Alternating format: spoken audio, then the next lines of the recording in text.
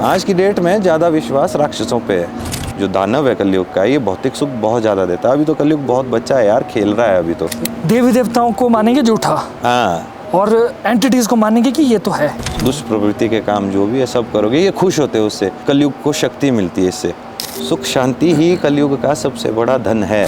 North east side चले जाओ, वहाँ पे कई लोग हैं, खाते हैं आदमी को, खाते हैं यार, वो आदमी का मांस खाते हैं। जिंदा? हाँ, ये गाय के बछड़े को मारकर खा लिया था। हाँ, खा लिया था रात को। ये जंगल जितने खूबसूरत दिखते हैं उतने ही डरावने भी हैं।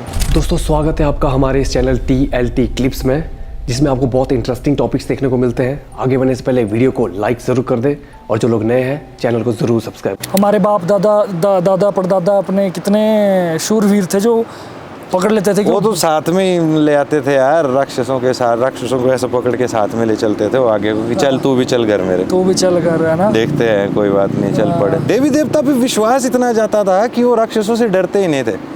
आज की डेट में ज़्यादा विश्वास राक्षसों पे है। और देवी देवताओं को, मतलब मैंने ऐसा भी आजकल काफ़ी सुना हुआ है अपने आसपास, देवी देवताओं को मानेंगे झूठा, हाँ, और एंटिटीज को मानेंगे कि ये तो है। कलयुग क्या है नीतीश, जैसे बोलते हैं ना सतयुग में सब कुछ सत्य होता है। सतयुग में ऐसा फंडा था नीतीश, जैसे बोल रहे हैं आप कि आज की डेट में जो बंदे देवी देवताओं को झूठा मान रहे हैं, ठीक है। सतयुग में क्या होता था, बोला गया है कि फल मिलता था 1000 वर्षों बाद, कई हजार लाखों सालों की तपस्या से मिलता था, और उस टाइम पे आदमी की उम्र भी बहुत ज़्यादा होती थी, ठीक है। द्वापर आया, उसमें भी भगवान के दर्शन, मतलब भगवान स्वयं थे, मतलब कि पृथ्वी पर प्रेजेंट, ठीक है। फिर त्रेता आया। कलयुग में एक ऐसा वरदान है कि अगर आप 1 सेकंड के लिए भी ऊपर वाले का नाम अच्छे श्रद्धा से, अच्छे मन से, अच्छे दिल से लोगे तो आपको उस चीज़ का फल मिल जाएगा। 100% एग्री। जप पाठ करते हैं हम, 3 दिन के होते हैं, 5 दिन के होते हैं, ठीक है। इतना तो हम करते नहीं कि कई हजार वर्षों तक। अब भागीरथी को लाया, भागीरथ जी ने, उनकी पुश्तें लग गई, तब जाके गंगा मैया जो है पृथ्वी पे आए, तब जाके उनके पाप धुले, तब जाके उनके पुरखों की आत्माओं को शांति मिली। बिल्कुल बिल्कुल। कलयुग जो है इसमें राक्षस प्रवृत्ति का ज़्यादा वो है, जोर है। क्यों? क्योंकि कलयुग में होगा ही ऐसा, जो व्यक्ति कलयुग में बुरी चीज़ों में पड़ेगा, गलत तरीके से पैसा कमाएगा, बिना मेहनत किए या किसी का छीन के या किसी के साथ गलत करके कमाएगा, फल उसको मिलेगा यहीं पे। लेकिन जो उसका बूम होगा ना दुनिया के सामने कि वाह यार इस आदमी ने कितनी खतरनाक तरक्की कर ली एकदम से, वो दुनिया देख के लालसा में आ जाएगी। और उस लालसा की वजह से जो आज की जनरेशन है, देवी देवताओं पे कम और दानव दैत्यों पे ज़्यादा विश्वास करती है, क्योंकि ये देते हैं। ये कलयुग में इनका है कि देख मैंने इस व्यक्ति को ऐसा दिया, तू भी अगर राक्षस प्रवृत्ति में घुसेगा तो तेरे को भी मैं ऐसा दूंगा। ये भौतिक सुख बहुत ज़्यादा देता है। जो दानव है कलयुग का, ये भौतिक सुख बहुत ज़्यादा देता है। अभी तो कलयुग बहुत बच्चा है यार, खेल रहा है अभी तो।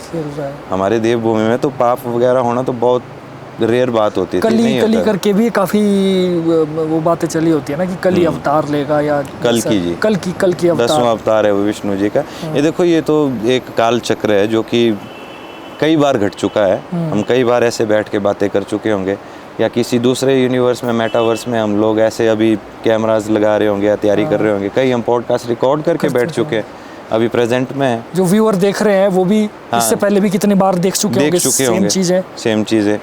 तो ये सारी चीज़ें जो है रिपीट होती रहती है। कलयुग में इंसान वही कामयाब है जो बुरे कर्मों में ज़्यादा, उसके पास ही ज़्यादा पैसा होगा। जो मेहनत से करेगा उसका पैसा आपको दिखेगा नहीं, उसके घर में आपको क्या दिखेगा? सुख शांति। सुख शांति ही कलयुग का सबसे बड़ा धन है। राइट। पैसा आज की डेट में हर इंसान के पास है, भौतिक सुख हर इंसान के पास है, सुख शांति नहीं है। पारिवारिक संबंध किसी के अच्छे नहीं है आपस में, पति पत्नी आपस में नहीं बनते, माँ बाप बच्चों के साथ नहीं बनती, यहाँ बुलाएंगे बच्चों को वहाँ जाएंगे, नहीं सुनते, ठीक है। और जैसा कि अब चलो ये बात निकली गई है कलयुग की, तो इस समय पे बोलते हैं कि अभी तो ये सिर्फ शुरुआत है। जब आगे जाएंगे तो मतलब बोला गया है कि ये जो वेजिटेशन है ये सारी ख़त्म हो जाएगी, इंसान को खाना शुरू कर देगा। एक तरह से जो मूवीज़ में देखते हैं हम, ज़ॉम्बी बन गए सारे, आदमी को खा रहा है, वायरस से इन्फेक्ट हो रहे हैं।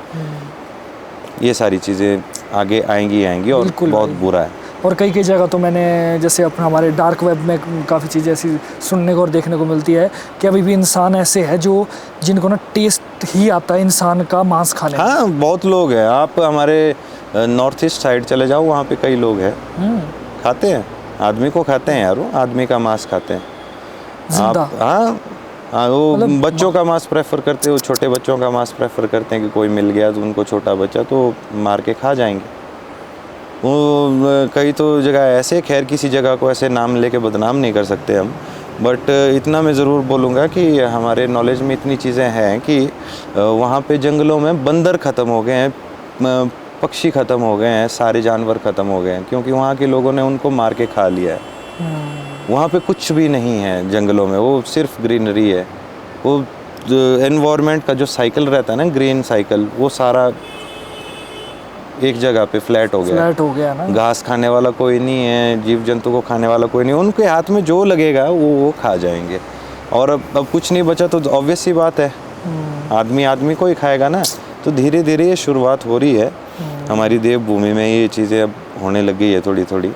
दुखद बात है, बहुत दुखद बात है ये। आपने पीछे इंसिडेंट सुने होंगे कि कई कुछ एक शरारती तत्वों ने, उपद्रवियों ने बहुत गलत किया है। वो हम गर्व से बोलते हैं कि हम हिंदू हैं इस चीज़ के लिए, और हम इस चीज़ के लिए खड़े हैं। तो मतलब गौ माता की अच्छा, गाय के लिए हाँ, मैंने और जगह नाम नहीं डिस्क्लोज करेंगे हम कि ये गाय के बछड़े को मारकर उसको मतलब खा लिया था। हाँ, खा लिया था रात को। और ये चीज़ बहुत ज़्यादा गलत है यार, किसी जानवर को ऐसे मार के खाना इज़ नॉट। और वो सबसे दुखद बात इसमें ये है कि भाई जी वो जो बछड़ा लिया वो गाय से दूध पीता हुआ बछड़ा था, और जब उन्होंने लेके उसको क्लोज कर दिया तो गाय पूरी रात चिल्लाती रोती रही पूरी रात। तो कितनी दुखद बात है ना। अभी भी इस चीज़ के ऊपर कोई विराम नहीं लगा। आप सोलंग नाला वाली साइड जाओगे, आपने देखा होगा पीछे हमारे फेसबुक पे जो लोकल न्यूज़ चैनल्स हैं, इन्होंने काफ़ी ज़्यादा वायरल हुई थी वो वीडियो, रात को गाय से भरा हुआ ट्रक पकड़ा था। हाँ, यस। और रोज़ पकड़ रहे हैं। वो सिर्फ 1-2 बार हमने न्यूज़ में देखा, और रोज़ पकड़ रहे हैं। वहाँ के लोग अब जागरूक हो गए उस साइड के, तो वो रोज़ नाका लगा के बैठ रहे हैं वहाँ पे, वो रोज़ पकड़ रहे हैं, मतलब कि गाय से भरे हुए ट्रक पकड़ रहे हैं। तो ये चीज़ मतलब बहुत ही ज़्यादा वो है कि मैं तो यही बोलूँगा ऊपर वाले से कि रक्षा करना प्रभु आगे वाले आने वाले समय के लिए। ये बहुत ही ज़्यादा खतरनाक चीज़ है। बहुत आने वाला समय बड़ा भयानक आने वाला है मेरे हिसाब से। व्यूअर्स को बोलना चाहेंगे, हमारे पीछे मनाली दिख रहा पूरा। बिल्कुल। और कितना खूबसूरत नज़ारा है ना।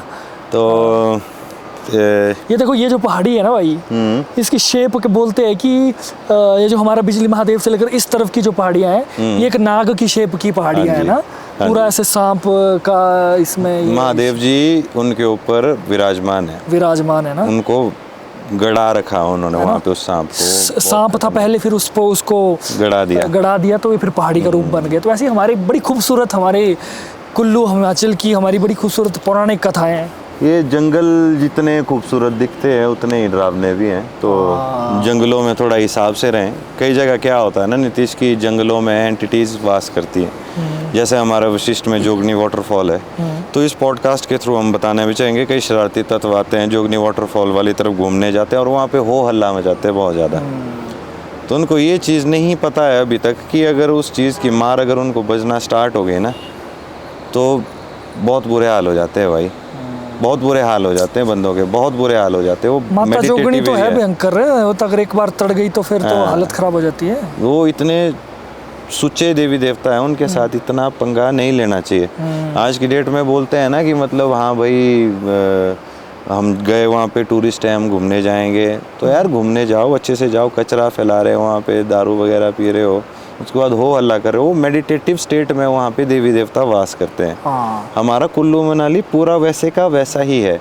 यहाँ पे जो भी देवी देवता है वो एक मेडिटेटिव स्टेट में बैठे हुए अपने तप में बैठे हुए। उनको मत करो परेशान, क्यों कर रहे हो परेशान? इनको छेड़ोगे तो ये फिर इनके पास ऐसे है ना, साथ में खुद तो उठेंगे नहीं। ये इनके पास जो गण है ना साथ में, अगर एक ने भी बोल दिया ना अपने गण को कि जा बेटा, और कब क्या हो जाएगा ना, रातों रात ओवरनाइट राजा को रंक बना देते हैं और रंक को राजा भी बना देते हैं। और वीर जो होते हैं वो तो बैठे ही होते चैलेंज के लिए, वो तो बैठे ही होते हैं उनको, हाँ, तो लाओ जरा इनको यहाँ पे, इनकी सेटिंग करते हैं हम।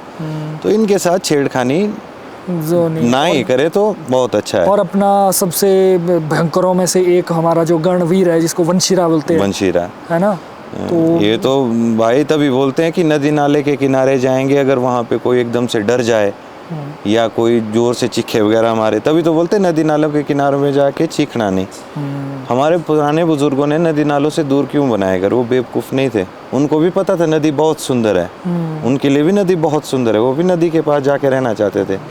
बाढ़ आई, एक बाढ़ ने पूरा सफाया कर दिया, ठीक है। तो हमारे पुराने बुजुर्ग ऐसे नहीं नदी से कितने कितने दूर घर बनाते थे, चाहे पैदल चलने के लिए हो, वहाँ से सड़क चाहे नदी के साथ है, गाड़ी या बस उस टाइम पे आएगी अगर तो नदी के साथ ही है, ज़मीन भी उनकी वहीं है, लेकिन वो घर बनाएंगे ऊपर। बिल्कुल पता ना, नहीं भाई यहाँ पे नहीं छेड़ना इनको।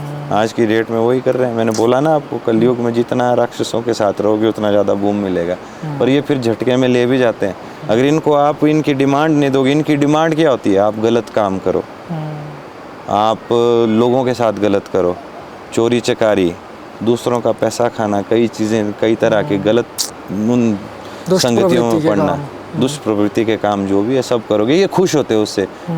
कलयुग को शक्ति मिलती है इससे, कली को बहुत शक्ति मिलती है इससे, जितना हम लोग करेंगे।